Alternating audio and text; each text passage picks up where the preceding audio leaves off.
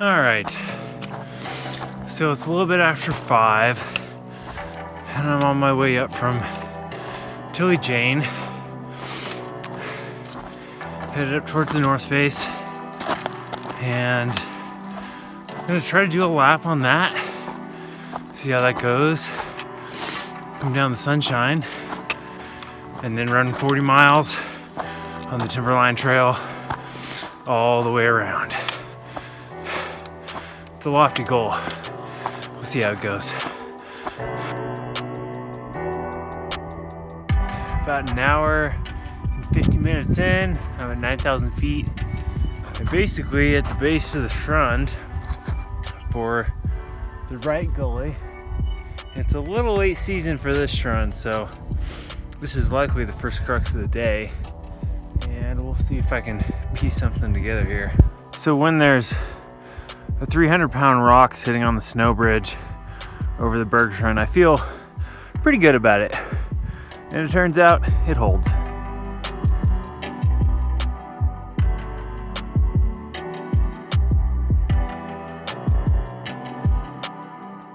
The first ice step looks pretty sweet, like it's in good condition actually.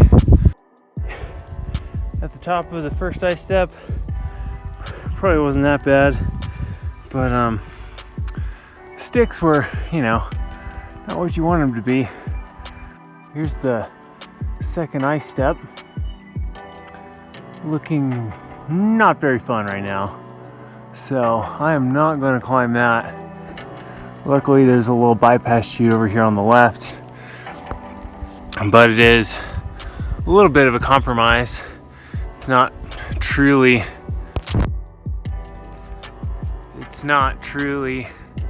the full right gully. This would normally be kind of the second crux, but given the conditions, there's no way I'm climbing that. It's been terribly balling type of snow, and I was dumb and brought the really lightweight crampons without the anti-ball plates.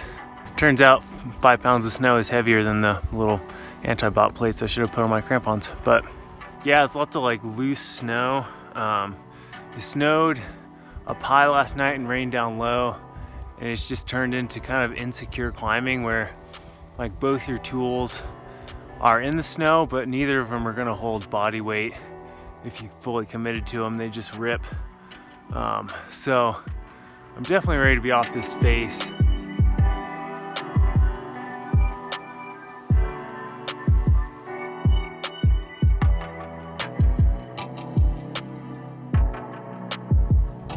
All right, basically made it to the last little rock band right before the summit cornice. I'm like 100 feet away at this point, so relax a little bit. I've climbed harder stuff than that for sure, but usually protected, even if it's like sparse protection, but that was definitely like the most insecure, sketchy, loose snow over crumbly choss I've ever done. And just like so bad, like balling onto my tools and everything. Alright, made it to the summit. Now to get back down. Glad that part is over for sure. Now that that's done, hopefully the Sunshine goes smoothly, and then switch into running mode.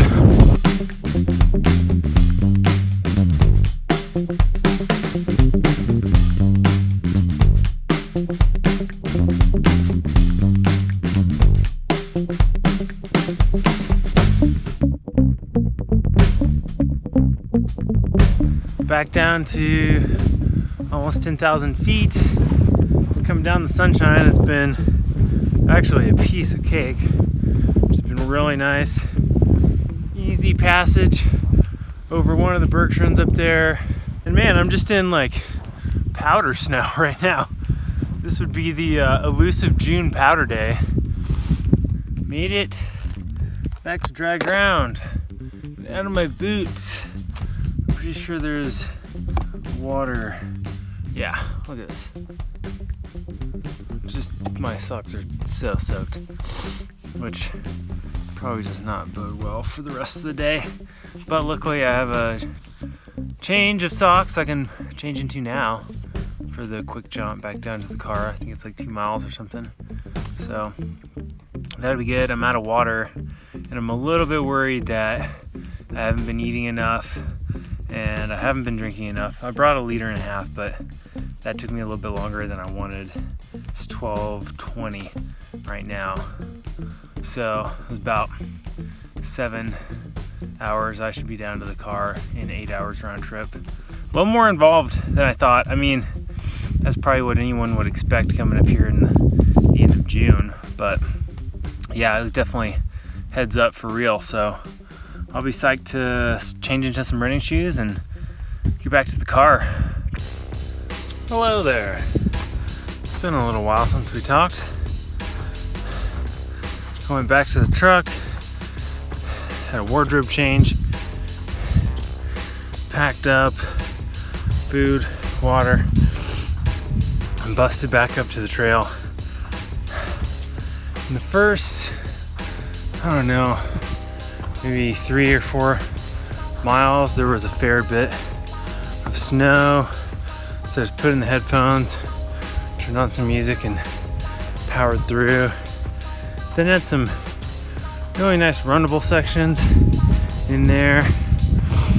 I just crossed White River and now I'm headed up towards Timberline. So the easier half should be done soon. And then on the other side, I think it's like 27, 28 miles or something. Oh yeah, feeling good. Got another S-cap down. My pee is almost close to clear. And I got some freaking sweet trails to rip.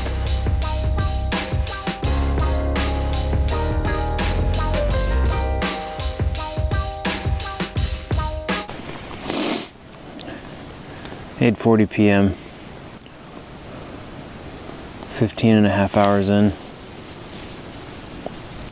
I don't know who thought this was a good idea, but they should be shot. Can't eat anything at this point. I'm so dead. And I still have like, oh God, 10, 12, 17 miles to go. So, into the night we go. My second wind has come and passed. And now I have no wind. So, it is now 6:30 the next day, 6:30 a.m. And I got a little nap in after I got back to the car, but I got back to the truck at 4:40, I think, 4:40 a.m. So I think the timer said like 23 hours and 30 minutes. But that just took way longer than I thought it would. I just stopped filming after a little while because, you know, at one point I tried to like lay down and take a nap for 15 minutes and that didn't work. I got too cold and I woke up just like shivering after 9 minutes. And then I fell in a creek, put my whole leg in a creek and got that pretty wet, so that was fun. And then started like hallucinating things, kept seeing weird stuff in the trees. I did pass a tent that had lights on inside of it at like midnight, which kind of spooked me, but also probably spooked them a little bit. I had one fall where I totally tripped and just went like flat out, like sliding for home base. But at the end I was just super tired and just kind of like stumbling zombie mode. And just like tripping on everything and like kicking a bunch of rocks and stuff.